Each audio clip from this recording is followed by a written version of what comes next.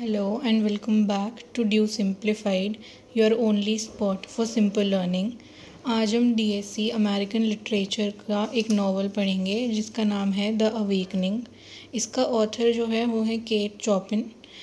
The awakening जो है वो मोस्ट इम्पॉर्टेंट फेमिनिस्ट नावल्स है जिसको पब्लिश किया गया था 1899 में अमेरिकन लिटरेचर के अंदर।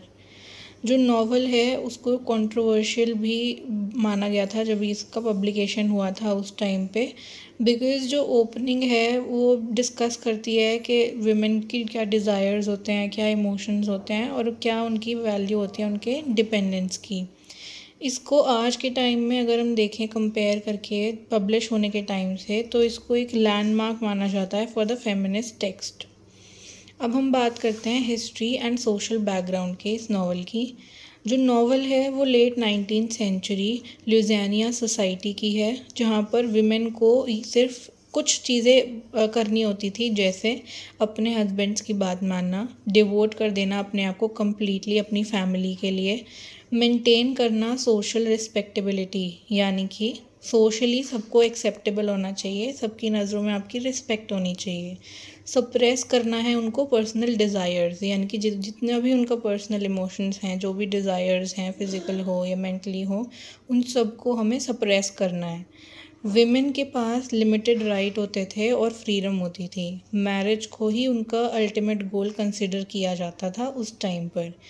इस सब बैकग्राउंड के अगेंस्ट एडना का रिबेलियन एक हाईली सिग्निफिकेंट मोमेंट हो जाता है इन द हिस्ट्री, क्योंकि एडना की स्टोरी उसकी अवेकनिंग की स्टोरी है, जैसे भी टाइटल में बता रहा है। इसमें वो अपने आप मतलब सोसाइटी के अगेंस्ट रिबेलियन करती है खुद के इंडिपेंडेंस और खुद की डिज़ायर्स के लिए।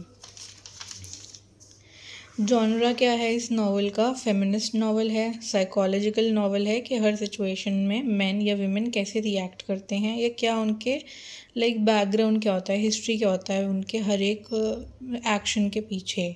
रियलिस्ट फिक्शन है, सोशल क्रिटिसिज्म है। समरी देखते हैं। अब हम बात करते हैं पहले बिगनिंग की। नावल स्टार्ट कहाँ से हुई थी? नावल की बिगनिंग होती है ग्रैंड आइल पर, जो कि एक वेकेशन रिजॉर्ट है ल्यूजियाना के अंदर। एडना पॉन्टेलियर जो है वो स्पेंड करती है अपनी समर अपने हस्बैंड के साथ, ल्यूएंस पॉन्टेलियर, और अपने बच्चों के साथ।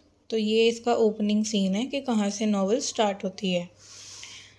लियांस जो है वो एक वेल्दी बिजनेसमैन है, यानी कि एडना का जो हस्बैंड है वो बहुत ज़्यादा अमीर है, जो एडना को एक पोजेशन की तरह, एक प्रॉपर्टी की तरह ट्रीट करता है, despite of treating her as a companion या फिर पार्टनर। वो एक्सपेक्ट करता है उसको वैसे ही बिहेव करने के लिए जैसे एक mother woman, ideal mother woman को बिहेव करना चाहिए। ग्रैंड आइल पर एडना रॉबर्ट लेब्रन के क्लोज आ जाती है, जो कि एक चार्मिंग यंग मैन होता है, और वो सारा टाइम स्पेंड करता है एडना के साथ। उनकी फ्रेंडशिप एक इमोशनल फीलिंग को अवेकन करती है एडना के अंदर, यानी कि उसको पता चलता है कि व्हाट शी एक्चुअली वांट्स या फिर उसकी इमोशनल नीड्स क्या हैं, फीलिंग्स क्या हैं। एडनाज इमोशनल अवेकनिंग, ये नेक्स्ट सीन है, इम्पॉर्टेंट सीन हमारी नावल का। एडना रियलाइज़ करना शुरू कर देती है कि वो अपनी मैरिज में अनहैप्पी है और वो सोशल एक्सपेक्टेशंस के अंदर घिरी हुई है, ट्रैप्ड है। बहुत सारे एक्सपीरियंसेस हैं जो उसकी अवेकनिंग में कंट्रीब्यूट करते हैं।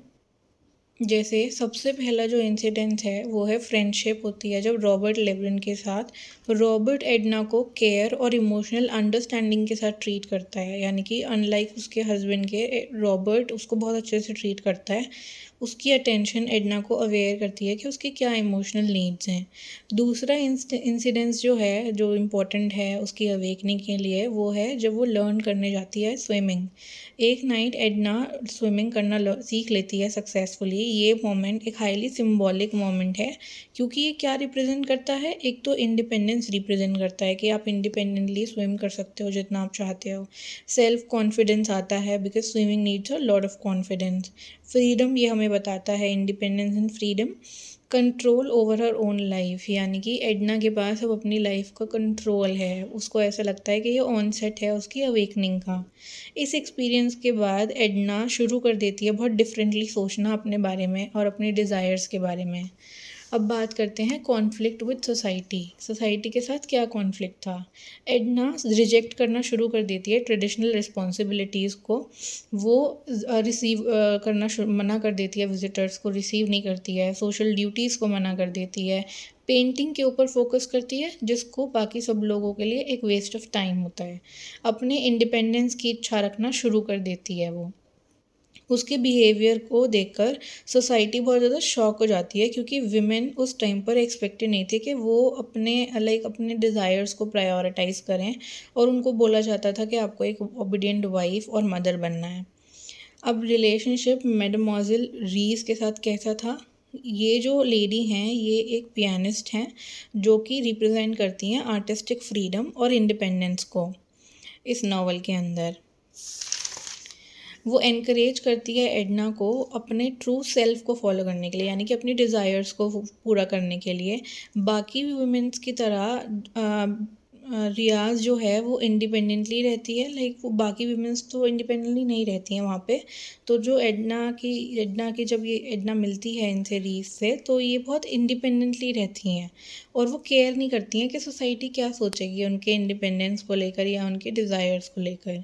वो एडना को बोलती हैं कि एक आर्टिस्ट के अंदर एक करेजियस सोल होनी चाहिए, तभी वो अपने आर्टिस्टिक लाइफ को पूरा कर सकता है एंड विद फ्रीडम वो अच्छे से रह सकता है।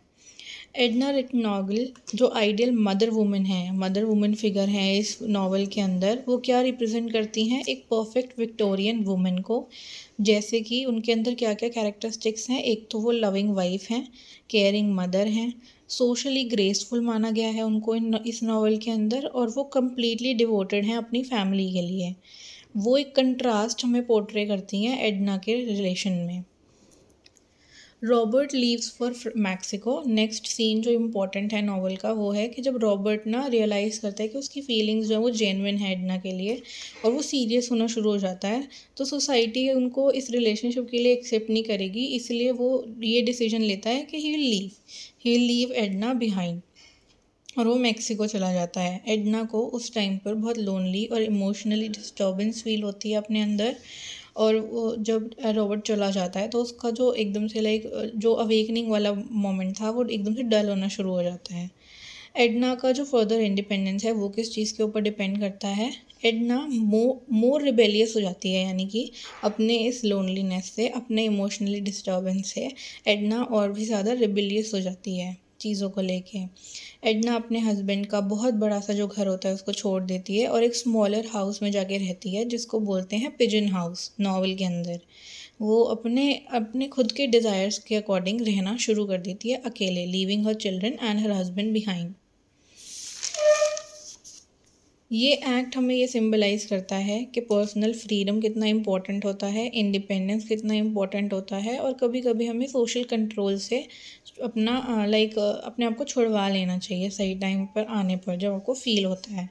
अब हम देखते हैं कि एडना का क्या रिलेशनशिप था एल्सी रॉबिन के साथ। एडना ने एक फ़िज़िकल रिलेशनशिप बिल्ड किया था एल्सी के साथ। रॉबिन जो था वो सेंक्सुअलिटी और टेम्पटेशन को रिप्रेजेंट करता है थ्रू आउट द नावल। जो एडना है उसका इमोशनल अटैचमेंट फिर भी रॉबर्ट के साथ रहता है, it is just the physical attachment और the physical need. This relationship जो इनका दोनों का रिलेशनशिप होता है एल्सी और एडना का, वो चैलेंज करता है सोसाइटी की मॉरलिटी को और ट्रेडिशनल एक्सपेक्टेशंस को जो एक वुमेन से रखे जाते हैं उस टाइम की सोसाइटी में। अब ये सब होने के बाद रॉबर्ट वापस आ जाता है, रॉबर्ट का रिटर्न हो जाता है मैक्सिको से। वो और एडना कन्फेस करते हैं अपना लव एक दूसरे के लिए, लेकिन जो रॉबर्ट है वो फुल्ली रिजेक्ट नहीं कर पाता है सोसाइटीज़ के मॉरल रूल्स को, और वो एक बार फिर से एडना को छोड़ के चला जाता है आफ्टर द कन्फेशन। वो एडना को एक नोट लिख के जाता है जिसमें वो बोलता है I love you, good bye because I love you, यानी कि वो कन्फेस तो कर रहा है but due to the society या फिर due to the moral restrictions वो क्या करता है, उसको दोबारा से छोड़ जाता है। तो इस टाइम जब वो छोड़ के जाता है तो एडना इमोशनली बहुत ज़्यादा डिस्ट्रॉय हो जाती है।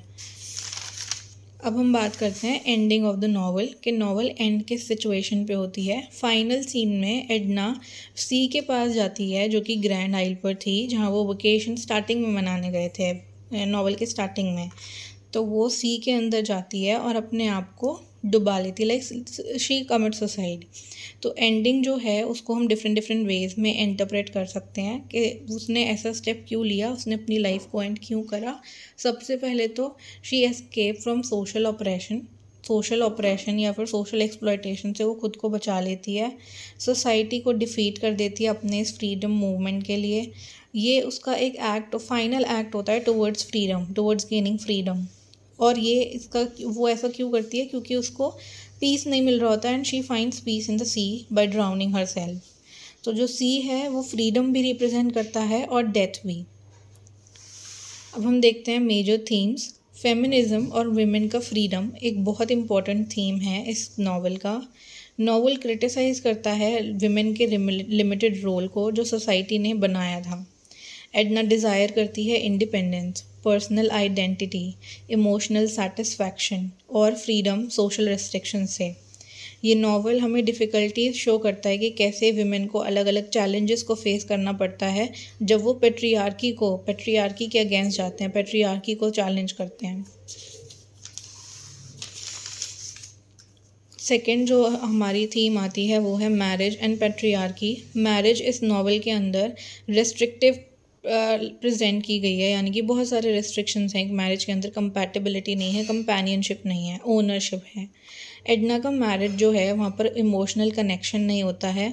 लियोन्स उसको एक प्रॉपर्टी की तरह ट्रीट करता है रादर देन कि वो उसकी एक इक्वल पार्टनर है। नॉवल क्वेश्चन करता है कि क्या ट्रेडिशनल मैरिज स्ट्रक्चर्स सही थे या नहीं थे। थर्ड थीम आती है मदरहुड। सोसाइटी एक्सेप्ट करती है विमेन को कि वो सब कुछ सैक्रिफाइस कर दे फॉर हर चिल्ड्रन। एडना अपने बच्चों से बहुत प्यार करती थी, बट वो नहीं चाहती थी कि उसका मदरहुड उसकी इंडिविजुअलिटी को डिस्ट्रॉय करे। एंड इसी आइडिया की वजह से ये नावल बहुत कंट्रोवर्शियल था उस टाइम पर। Identity and self discovery is the fourth theme of the novel. Edna की जर्नी एक एसेंशियल पार्ट है for the search for selfhood या फिर इंडिविजुअलिटी। वो क्या डिस्कवर करना चाहती है कि वो असल में है कौन, उसकी डिज़ायर्स क्या हैं और वो कैसे अपनी लाइफ को कंटिन्यू करना चाहती है।